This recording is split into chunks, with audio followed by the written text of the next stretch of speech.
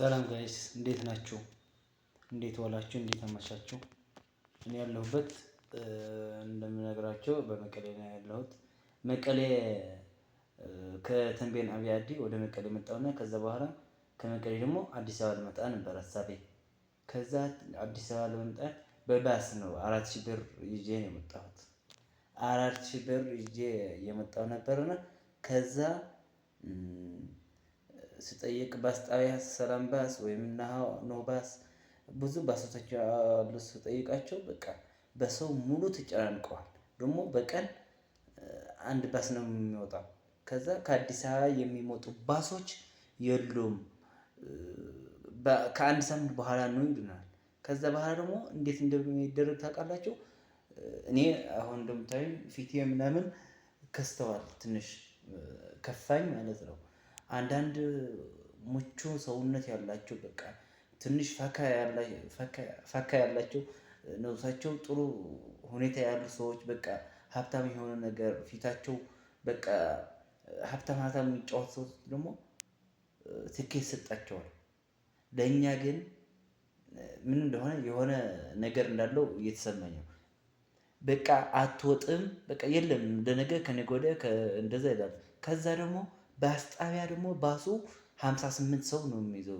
ከ58 በላይ አይይዝም በህግ ትራፊክ ማለት ነው። ከዛ ሌሊት እኔ ትናንት ነው የገባሁት። ትናንት 9 ማለት ነው። ትናንት ነው ምን ነበር? ሰኞ ነበር ትናንት ማለት ነው። ዛሬ ደግሞ ማክሰኞ 3 ሰዓት ላይ ማታ ነው ያለሁት። እና ከዛ ምን እያደረጉ እንደሆነ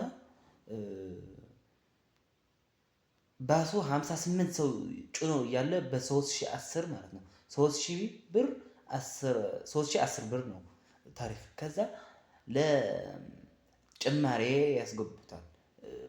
ምንም የሌለው በቃ ወንበር አይዝም። ቁሞ ለመሄድ ከመቀሌ ድረስ ከአዲስ አበባ ማለት ነው 9 ሰዓት ሌሊት ተነስቶ እስከ 12 ሰዓት አዲስ አበባ ለመግባት 6000 ብር ይከፍላል። እውነት የእግዚአብሔር ምስክር ነው የምነግራችሁ። ይሄ እውነታ ነው። ይሄ የምታውቁት በምንም ሁኔታ አጣርታችሁ ማወቅ ትችላላችሁ። 6000 ብር ሼር አድርጉለት፣ በእናታችሁ ሼር አድርጉት። ይሄ በዩቲዩብ አካውንቴ እንደምታዩት ዩኒቲዩብ አት 24 ፕሊስ ሼር አድርጉት እና ከዛ በ6000 ብር 20 ሰው አስገቡት። አንድ ባስ ውስጥ 58 ነበሩ። በቃ 80 ሰው ጫነች ባሷ ማለት ነው። ወንበር የያዙ ሰዎች በ3000 ብር፣ ወንበር ያልያዙ ቆመው የሚሄዱ ሰዎች በ6000 ብር ማለት ነው። እኔ አሁን 6000 ብር 7000 ብር ቲኬት እንሸጥልሃለን ወንበር ይዘህ ትሄዳለህ፣ ግን 7000 ብር እንሸጥልሃለን አሉ። 7000 የለኝም። ይሄ ደግሞ እንደምነግራችሁ 4000 ብር ነው ይዤ የመጣሁት። ትናንት እራት በላሁት 200 ብር። ይሄ እንደምታዩት በሲሚንቶ የተሰራ ነው አልጋው ማለት ምንም የለው። በሲሚንቶ የተሰራ ነው፣ ፌክ ነው እንደምታዩት። ምንም የለበት በቃ ምንም የለም። ከግድግዳው ጋር የተጣበቀ ነው እንደምታዩት። ይሄ ማለት ነው ያለሁበት በ200 ብር ነው፣ በ200 ብር ነው። እና ከዛ እራት በላው፣ ምሳ በላው፣ ትናንትና እራት በላው። ከዛ ለአልጋ 400፣ ከዛ ምሳ፣ ከዛ እራት፣ ከዛ የአልጋ 1000 ብር ደረስ። 3000 ብር ቀረኝ። አሁን 3000 ብር ከፍዬ እንዴት ነው አዲስ አበባ የምሄደው? ለነገ ደግሞ የለም በረራ የለኝም። ነገ አሁን ሌሊት ላይ 7 ሰዓት ልነሳ ነው። እቃዬን አስቀምጬ እንደምታዩት እቃዬን አስቀምጫለሁ። እዚህ እንደምታዩት እቃ አለ፣ እዚህ ታችኛው እዚህ እቃ አለ። ሌሎች እነዚህ እቃዎች እዚህ አስቀምጬ ልወጣ ነው ሌሊት ማለት ነው። ከዛ በኋላ ግን ምን እንደሚፈጠር አላውቅም። ምን እየተፈጠረ እንዳለ አላውቅም። አንዳንድ ሰዎቹ እንዳትወጡ እዛ የሚኖሩ በቃ ሰው ያላቸው በቃ እየወጡ ነው። ሰው የሌለን ግን በቃ እዚህ ልንቀር ነው ማለት ነው። እኔ አንድ ወንድሜ አጥቻለሁ በዛ ውጊያ ላይ የነበረ የ2013 ላይ አንድ ወንድሜ አጥቻለሁና ምን እየተፈጠረ እንዳለ አላውቅም። እንደኛ ያሉ ሰዎች እንደኛ ያለው የከፋቸው ፊታቸው የከሰተ ግን እየወጣ አይደለም፣ ባስ ላይ እየሄዱ አይደለም። ምን እየተፈጠረ እንዳለ እኔ እንጂ አላውቅም። ይድረስ ለጠቅላይ ሚኒስትር አብይ አህመድ ይድረስ። መንግስት እንደሌለ እዚህ በግልጽ እየታየ ነው። ይህንን እወቁ። መንግስት የለንም።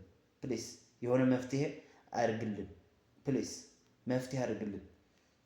የሆነም ቢሆን የሆነም ቢፈጠር እንኳን እኔ ለኢትዮጵያ ሀገሬ ነው የምሞተው። እግዚአብሔርን አድሱለት። ኢትዮጵያ ትቅረብ። ፕሊስ አድሱለት።